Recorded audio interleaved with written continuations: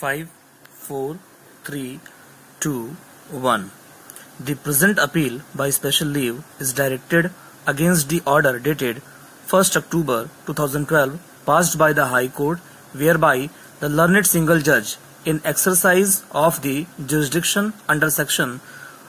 439(2) read with Section 482 of the Code of Criminal Procedure 1973, has set aside the order dated passed by the learned Additional Session Judge, Saket Courts, Delhi, who had granted the benefit of anticipatory bail to the appellants in FIR number AA instituted for the offence punishable under Section 420 IPC, registered at Police Station, Defence Colony, New Delhi. The factual matrix that is required to be exposited for the purpose of disposal of the present appeal is that the second respondent filed an FIR against the present appellants, alleging that both of them had conspired against him, and in furtherance of the said conspiracy they had subjected him to cheating, criminal breach of trust, and has misappropriated the money. As alleged in the FIR, the appellants allured the said respondent to buy a property situated at Lodi Road, New Delhi, for which he paid an advance of ₹1 crore. As narration would unfurl, it was apprised by the appellants that the property comprising entire basement floor and entire ground floor with one servant and impartible share of ownership rights in the land underneath would be sold to him, and he will be delivered vacant, peaceful physical possession. There are series of other allegations which would show that on the basis of oral agreement certain amount was paid, and on 30th April 2013 an agreement to sell was duly executed between the parties.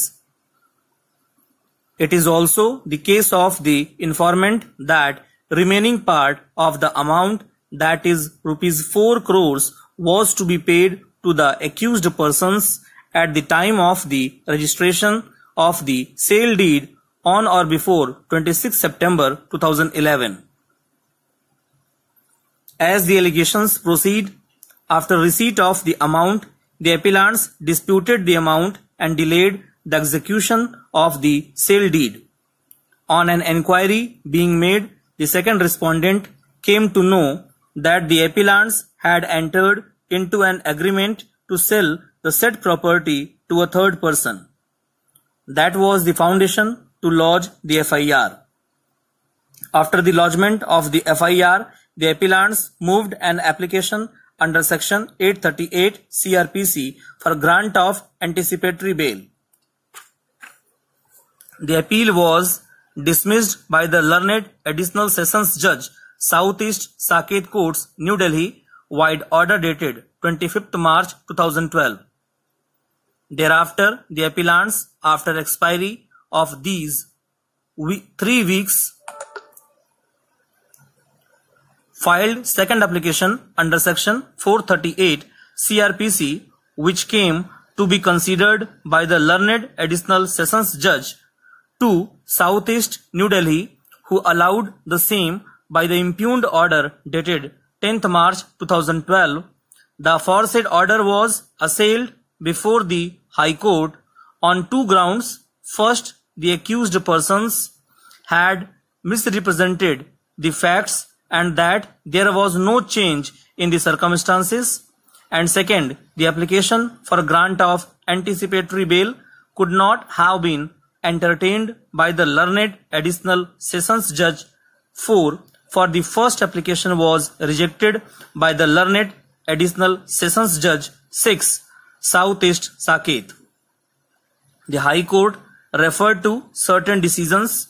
with regard to the parameters for grant of anticipatory bail, absence of change of circumstances, conduct of the accused persons in the manner in which they had executed the agreement for sale, the need for custodial interrogation and the impropriety in view of the fact that another court had entertained the application for consideration despite the fact that the first application was earlier rejected by another court, and analyzing these aspects set aside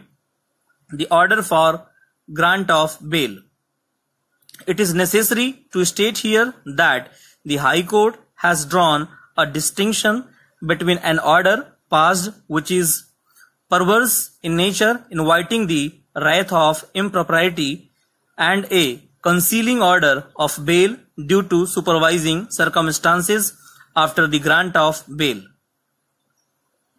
We have heard the learned senior counsel for the appellants, learned ASG for the state of NCT of Delhi, and the learned counsel for the informant, the second respondent.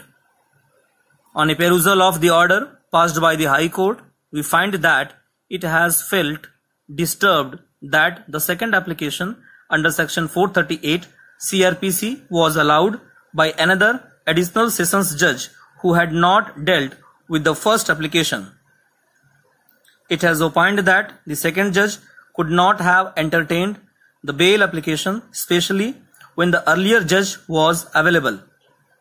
To elaborate, the additional sessions judge who has dealt with the matter on the first occasion had neither been transferred from the said court nor had he become incapacitated to come to court. As it appears, the High Court has taken exception to the fact that the application was moved when the second judge was allotted the roster to deal with the application under section 438 CRPC. To appreciate the analysis made by the High Court, we have bestowed our annexous consideration and perused the order impugned. As far as the distinction drawn by the High Court passed in a perverse manner, excluding the relevant matters and considering the extraneous matters which deserves to be lancinated in the exercise of supervisory jurisdiction to nullify the same, and the other which is fundamentally and absolutely situation based on cancelling the order of bail because of violation of the terms and conditions of the order granting bail and other supervising circumstances. However, the said situation or circumstances does not arise in the case of at hand. इस video के description box में same matter के 80+ की speed की एक playlist लगा दी गई है, आप वहां से मैटर को लिख सकते हैं। Thank you.